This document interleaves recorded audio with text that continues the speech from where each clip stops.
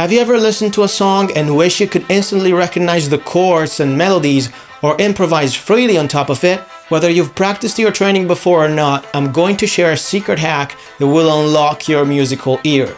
This hack has transformed thousands of musicians from struggling beginners to confidently playing by ear. And today, I'm going to show you exactly how it works. If you're new here, I am Leonardo, creator of Use Your Ear, a method loved by thousands of musicians who rated it excellent on Trustpilot.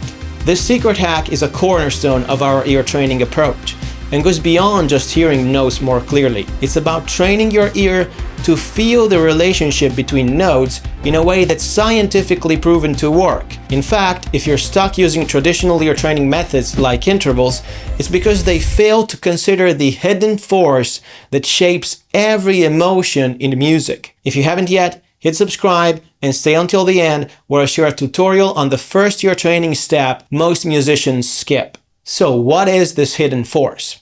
It's called implied harmony, and it's what makes notes and chords feel the way they do. Think of it as a gravitational field created by the key. Every piece of music at any given time has a key, a home base for all the notes and chords. And this key exerts a pull, just like gravity, on every note and chord within the music. In fact, just like in physics, some notes are naturally more stable, while others are tense and pulled more strongly toward a sense of resolution. This has been proven by Carol Krumhensel, a cognitive scientist. She found that our minds create something called a tonal hierarchy, a kind of mental map that ranks how each note feels within the key. Let me show you what this looks like. Here is the tonal hierarchy in C major. As you can see, the tonic note, C, is at the top because it feels the most stable. Every other note in the key has a certain degree of tension and wants to pull back to C. The further away a note is from C, the more tension it creates. Of course, this tonal hierarchy works the same in every key. Let's see what it looks like in A major, for example. This is just the starting point.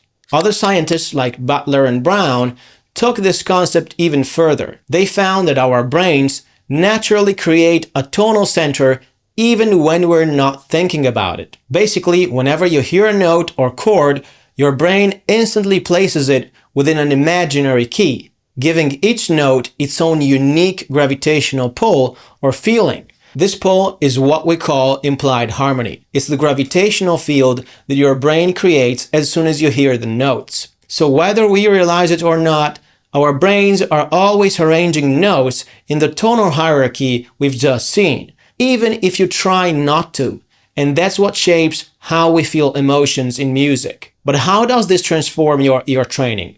Let's see this in practice. I'm going to play a short melody without telling you what the key is. Just pay attention to how each note feels as I play it.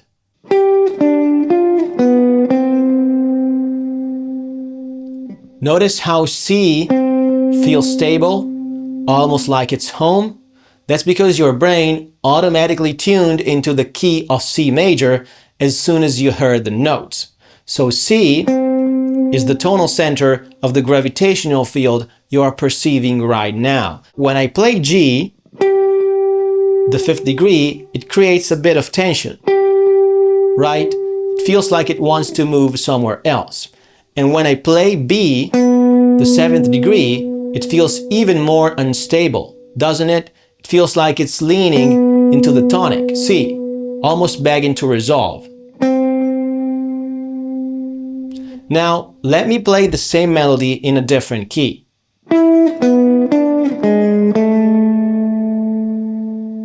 Notice how A feels stable now? That's because your brain automatically tuned into the key of A major. You didn't have to do anything. Just hearing the melody was enough for this switch to happen. To confirm this, if I play G sharp, the seventh degree of A major, you'll notice it creates the same tension as B did before, since both are the seventh degree in their respective examples. Here's the resolution on A. So every note has a unique feeling based on where it is in the key. It's as if each note is pulled toward the tonic, by an invisible force. But traditional ear training methods don't teach you to hear this force. Instead, they train you to hear notes and intervals in isolation, pretending like this gravitational field didn't exist. And that's why so many musicians get stuck. If you've been practicing intervals but still feel lost when listening to real music, this is why, and you're not the only one.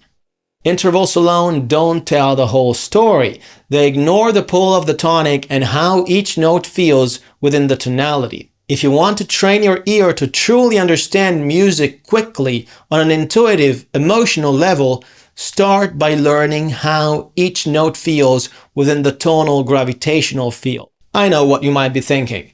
Isn't this just another gimmick?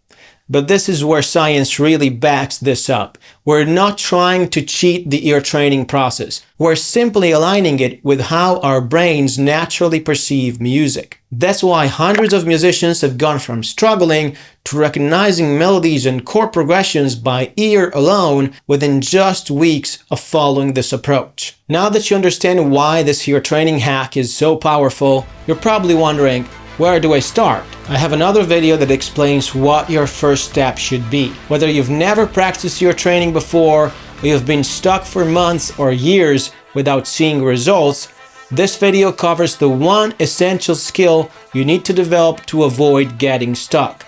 So many musicians have told me they wish they'd known this sooner. Click here to watch it now, because missing this first step could hold you back for years. See you there.